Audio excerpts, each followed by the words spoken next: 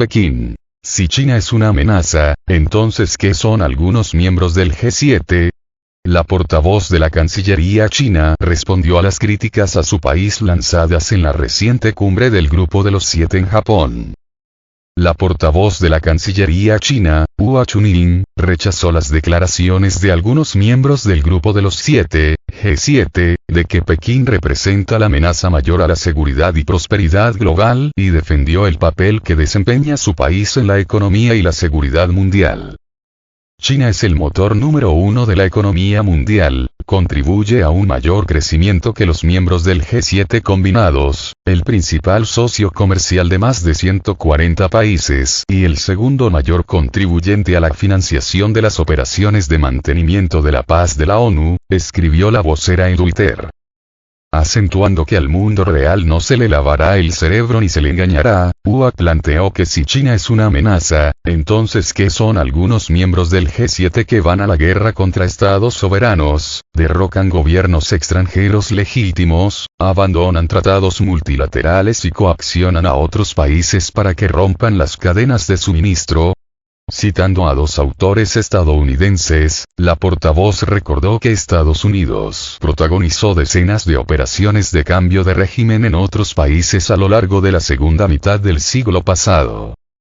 Las cifras preliminares muestran que entre el final de la Segunda Guerra Mundial y 2001 hubo 248 conflictos armados en 153 regiones del mundo, de los cuales 201 fueron iniciados por Estados Unidos, sostuvo.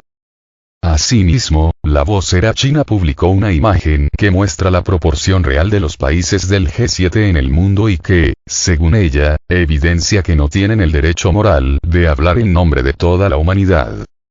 Al final de la cumbre del G7 celebrada en Japón el pasado fin de semana, los líderes del grupo, incluidos el presidente estadounidense Joe Biden, el francés Emmanuel Macron y el primer ministro británico Rishi Sunak, declararon que no están dispuestos a tolerar la coerción económica y el expansionismo militar de China.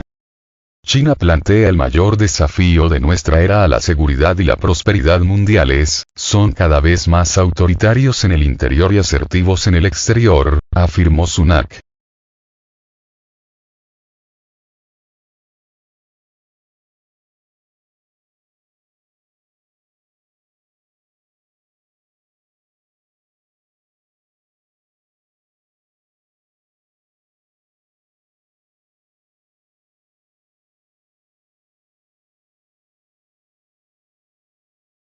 Lula.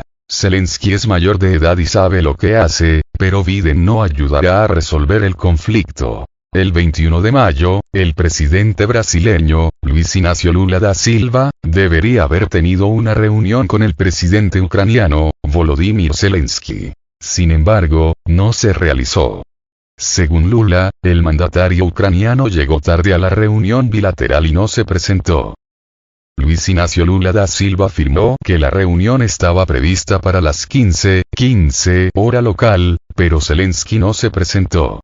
Lula también subrayó que el líder ucraniano es mayor de edad y es muy consciente de lo que hace.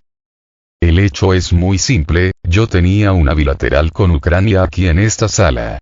Esperamos y recibimos la información de que se habían retrasado. Mientras tanto, recibí al primer ministro de Vietnam, Pham Minh Chinh. Cuando el primer ministro de Vietnam se marchó, Ucrania no había aparecido. Seguramente tenía otro compromiso y no pudo venir, señaló el presidente brasileño. Lula enfatizó que había escuchado atentamente el discurso del mandatario ucraniano en la reunión del G7. Escuché atentamente el discurso de Zelensky en la reunión. Ciertamente, él escuchó atentamente mi discurso en la reunión. Y sigo con la misma posición que antes, enfatizó el mandatario. El presidente brasileño también se mostró dispuesto a ir a Ucrania y a Rusia para discutir una solución al conflicto. Lula también comentó el discurso de Biden, en el que el presidente estadounidense afirmó que la rendición rusa es la única solución al conflicto. Ayer, 21 de mayo, fue el discurso de Biden de que tiene que perseguir a Putin hasta que se rinda, pagar todo lo que ha estropeado. Este discurso no ayuda, en mi opinión, subrayó Lula. Según Lula, la forma de poner fin al conflicto pasa por el entendimiento entre los presidentes de las naciones implicadas, con la ayuda de la comunidad internacional.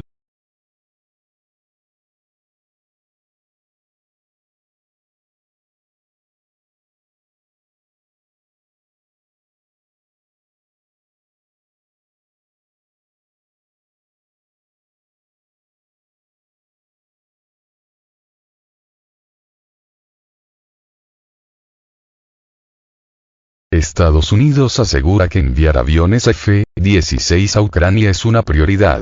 El suministro de aviones de combate F-16 a las Fuerzas Armadas ucranianas es una prioridad para el gobierno de Estados Unidos, afirmó este 22 de mayo Matthew Miller, portavoz del Departamento de Estado, en conferencia de prensa en Washington.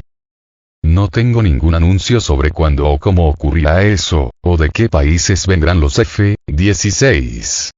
Pero es una prioridad para nosotros y empezaremos a ponerla en práctica en los próximos meses, dijo Miller, quien se estrena como portavoz del departamento que dirige Antony Blinken. El funcionario subrayó que el presidente Joe Biden dejó muy claro que empezará a entrenar a los militares ucranianos para pilotar F-16, y que Estados Unidos trabajará con sus aliados y socios en el suministro de estos cazas a Ucrania. Miller precisó que Washington ha sido enfático con los ucranianos en el sentido de que no permitirá ni alentará ataques fuera de las fronteras ucranianas, pero que corresponde a Ucrania decidir cómo quiere llevar a cabo sus operaciones militares.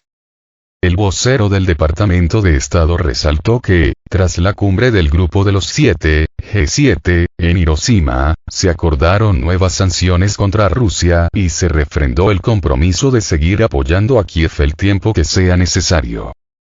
El pasado fin de semana, Estados Unidos anunció que permitirá el entrenamiento de ucranianos para pilotar aviones de combate de cuarta generación como los F-16, pero que aún no había tomado una decisión de cuándo, quién y de qué manera se suministrarán estas aeronaves al ejército de Volodymyr Zelensky.